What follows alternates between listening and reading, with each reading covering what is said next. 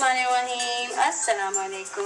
Welcome to आज बन रहा है super easy simple tea cake, sponge cake जो बेकरी में अवेलेबल होता है। सबसे पहले मैं ब्लेंडर में 2 एग्स शामिल कर रही हूँ। मैं आपको सबसे इजी तरीके से इसको ब्लेंडर में बनाना सिखा रही हूँ।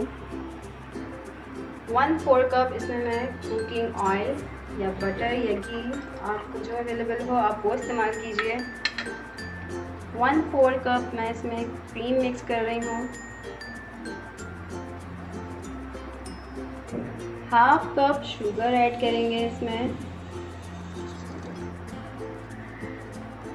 1/2 टीस्पून मैं इसमें वैनिला एसेंस ऐड कर रही हूँ।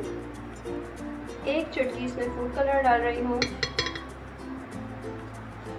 तमाम चीज़ें इसमें जा चुकी हैं और अब मैं इसको अच्छे तरीके से स्लो स्पीड पे इसको ब्लेंड करना है, हाई स्पीड पे नहीं करना है।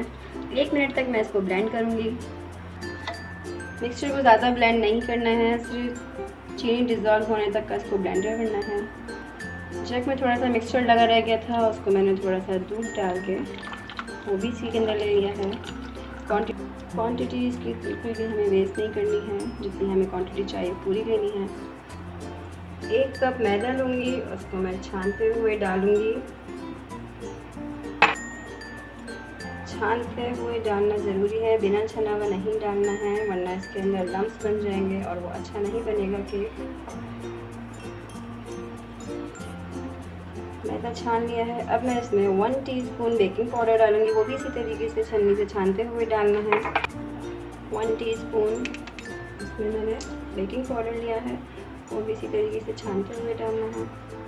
अब तमाम चीज़ों को मैं इसमें अच्छे तरीके से फोल्ड करना है। फोल्डिंग बहुत ज़्यादा हमें हार्ड नहीं करनी है, बहुत सॉफ्टली इसको फोल्ड करना है, लेकिन इसमें ज़रा से भी लम्स ना बने रह जाएं।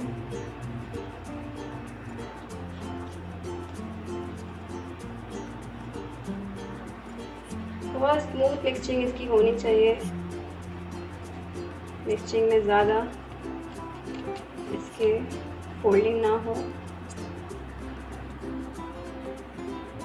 जी, बहुत स्मूथ इसका बैटर रेडी हो चुका है, देख सकते हैं आप, इसमें कोई लम्स नहीं है, बहुत ही स्मूथ इसका टेक्सचर रेडी हो गया है। और अब मैं इसको इसके मोल्ड में ट्रांसफ़र करूँगी। पहले मैं मोल्ड रेडी करूँगी इसका। सबसे पहले मोल्ड को ग्रीस करेंगे।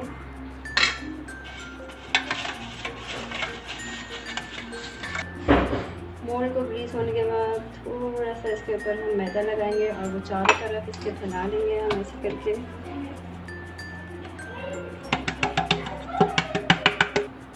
मोल्ड ग्रीस करने के बाद मैंने पूरे पे ड्राई मैदा लगा लिया था और जो एक्सेस था वो मैंने सारा निकाल लिया है। और मैं इस पर बटर पेपर लगाऊंगी इसके चारों तरफ। ऑप्शनल है, ज़रूरी नहीं है। अब इसमें अपना केक का मिक्सचर फोल्ड कर देंगे पूरा। फोल्ड करने के बाद इसको थोड़ा सा टैप करेंगे ताकि इसके अंदर जो एयर और बबल्स हों वो रिलीज़ हो जाएं। बबल थोड़े बहुत आपको नज़र आ रहे होंगे इसमें। इस तरीके से टैप करने से ही बबल इसके जो अंदर होते हैं वो सब रिलीज़ हो जाते हैं। और सिर्फ 1-2 सेकंड के लिए इसको मैं बाहर छोड़ूंगी और फिर मैं इसको प्री हीट ओवन के अंदर बेक करने के लिए रख दूँगी। केक रेडी हो गया है, ये देखिए, इसके सेंटर में आप डालिएगा, बिल्कुल क्लीन आई है, इट्स मीन ये रेडी हो चुका है। असल में मेरे बच्चों ने इसके अंदर डाल दिया था पहले से ही नाइफ़, तो इसलिए थोड़ा सा इसका होल आपको बड़ा दिख रहा होगा। स्पंज इसका मैं आपको कट करके दिखाती हूँ।